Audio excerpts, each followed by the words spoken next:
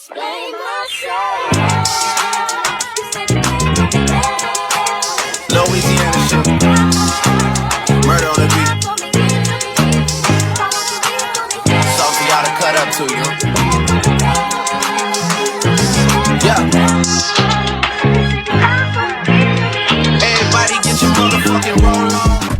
Hi everyone! This is Future Charm. I'm just gonna do a voiceover kasi honestly, in-enjoy namin masyado yung trip namin and we forgot to actually talk and vlog. So, coming from Bulacan, our drive took about 6 hours kasi nag-stopover pa kami sa Manawag and had a couple more stopovers to eat / go to the toilet and buy stuff that we missed. Anyway, we got to our accommodation and tipid-tip, nag-grocery kami prior to the trip. Kaya pagdating namin, nag-ihaw lang kami ng dinner kasi may cottages and grill dito sa Acom na guests can use for free. Plus, nakigamit na rin kami ng freezer nila for our goods. After eating, nag-rest lang kami, then we got ready to watch our very first sunset here in LU. Ang sarap! Ang sarap! Ang sikip!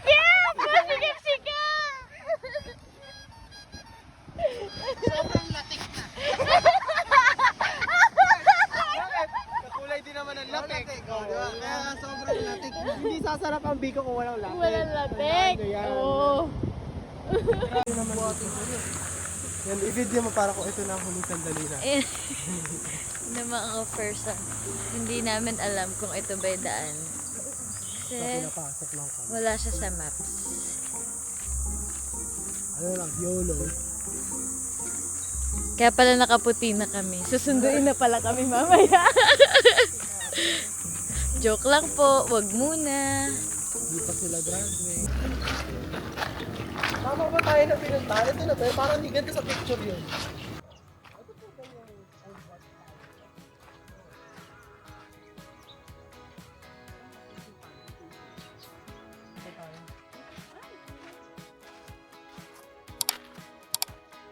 So very old talaga siya.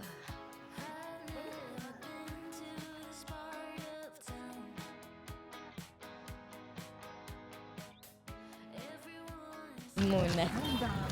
Yun siya daw magpipicture sa amin. Mabilis akong tumakbo eh. Mahuli. Compress pa kayo, ma'am.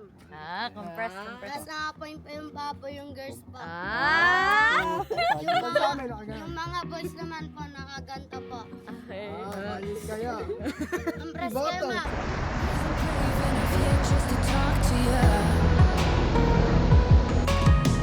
Not a smooth talker under pressure. Sweaty palms ain't making it much better. Something about you feels so special. Pretty up from the minute that I met you.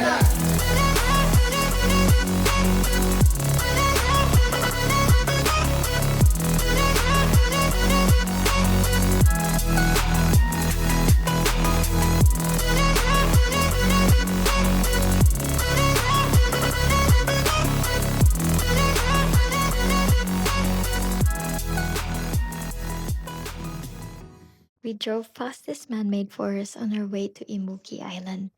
Guys, if you're looking to buy pasalubong, we highly recommend getting it from Imuki Island because everything is more affordable. When we got here, we just had to pay for an entrance fee, took photos, and got change. Pwede kayong mag-hire ng balsa, but we chose to walk going to the island kasi carry pa naman dahil low tide pa. Lumulusong na ang mga person. Malamig yung tubig, guys. Nandito na kami sa Imuki Island. Medyo hanggang bewang yata to. Alright.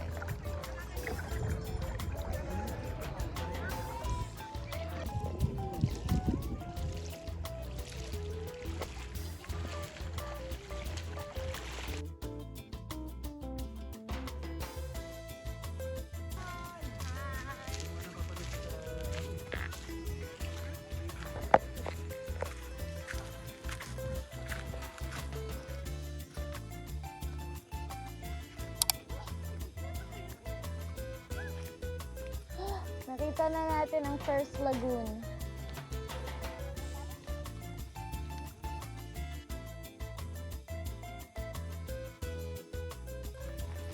Ma'am, dada po kayo, mama.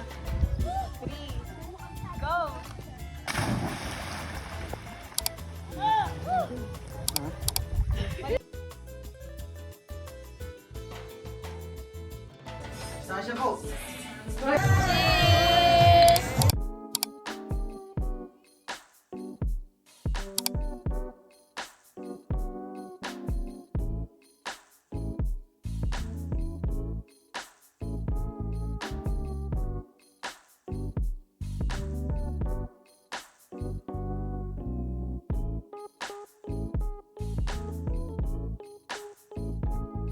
Okay, so at this point, we were walking back to our hotel to get some rest and change into party clothes. We planned on bar hopping that night, but only ended up going to two. First being Flotsam and Jetsam, which was packed but felt very chill, which wasn't what we expected or were going for that night.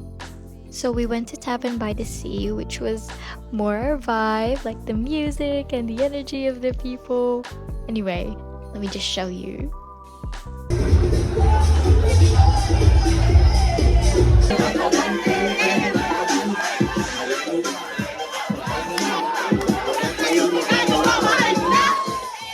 $12.27? Gana!